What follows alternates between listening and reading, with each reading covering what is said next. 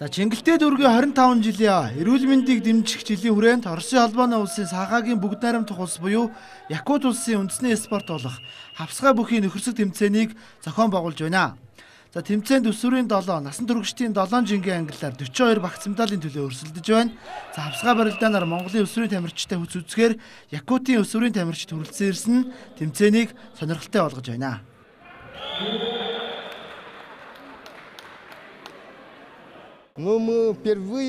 За тэмцээн маш сайхан зохион байгуулалттай болж байна. За Монголыг бүхий орон гэдгийг бид мэднэ. За өсвөрийн тамирчид нь ч гэсэн сайн байна. Миний хувьд Якутаас 6 тамирчинтай ирсэн 5 медалийн төлөө барилдаж байна. За бид явандаа Монголын тамирчдыг хавсгай бүхий төрлөөр хүчрэхгүй байж мэдхээр байна.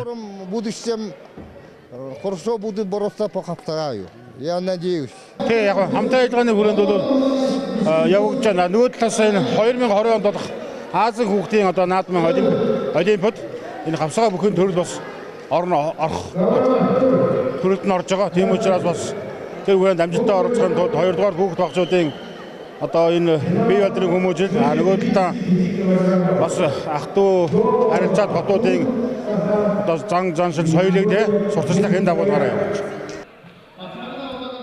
За хавсгай бүхэн Монгол үндэсний бүхий барилдаан болон чөлөө бүхий барилдаантай төстэй. За барилдаж байгаа 2 бүхийн гарна дивжээнд хүрсэн тохиолдолд ялагдал тооцно. За мөн дивжээнээс 3 удаа гарсан тохиолдолд ялагдал хүлээдэг дүрмтэй юм байна.